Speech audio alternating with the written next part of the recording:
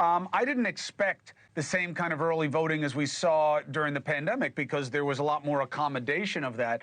But it seems that it's women that have diminished more than men in exurban and rural areas in Michigan and Pennsylvania. What's your read on that data?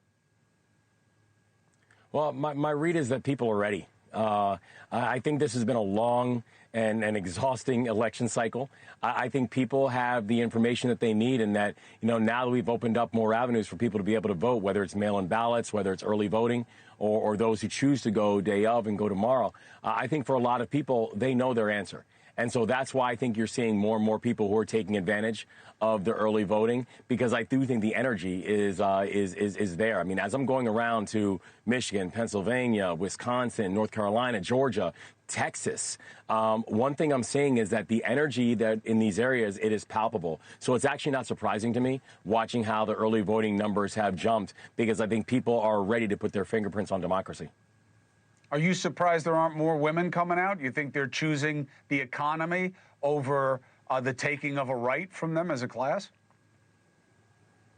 I think we're seeing it both. I think we're seeing people who are focused on making sure that we can create pathways to work and wages and wealth, and creating more opportunities for our businesses and also our women-owned businesses.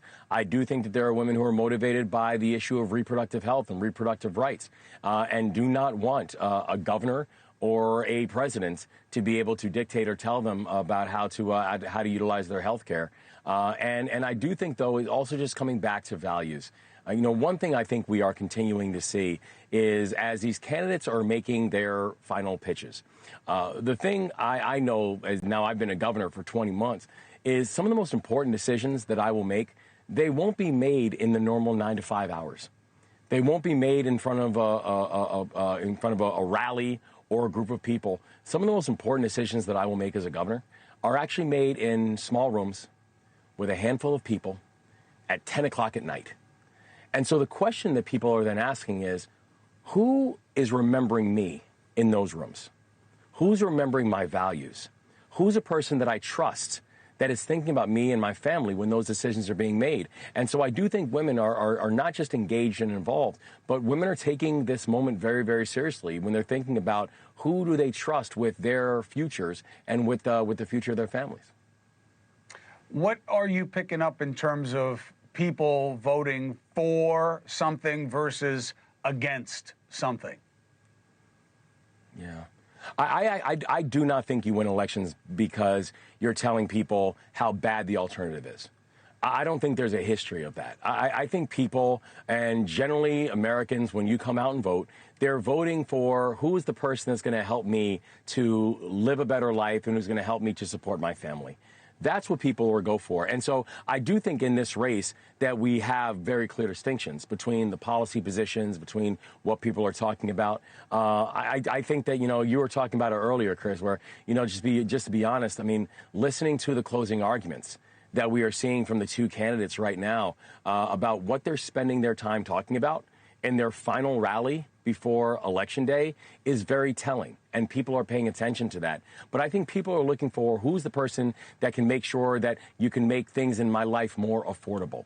Who's the person that's talking about things like housing and increasing housing inventory and turning more renters into homeowners? Who's the person that's actually talking about things like childcare and being able to get people back into a workforce? And who's talking about uniting the country? Because I do think that the job of the president-elect, whoever that person is, whoever wins tomorrow, one of their first jobs is to make sure that we're bringing this country back together. Because the rupture in this country, it is real. The divisiveness in this country, you think it's doable? It is real. We've got to have leadership.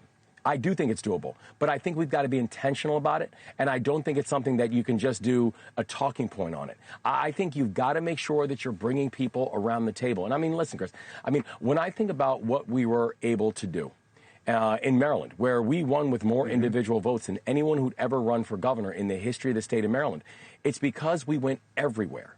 And we were able to win Democrats, win independents, win a good chunk of Republicans. And I told people that's not just how I'm going to campaign, it's how I'm going to govern. And now we're going on, we're about to go into our third year. We've introduced 26 pieces of legislation, and I've passed all 26 bipartisan, with Democrat and Republican support. So yes, can it be done? Absolutely can be done, but you got to be intentional and unapologetic about it. Hey, thanks for watching. Go to joinnn.com to find NewsNation on your screen. And don't forget, click the red subscribe button below to get more of NewsNation's fact-driven, unbiased coverage.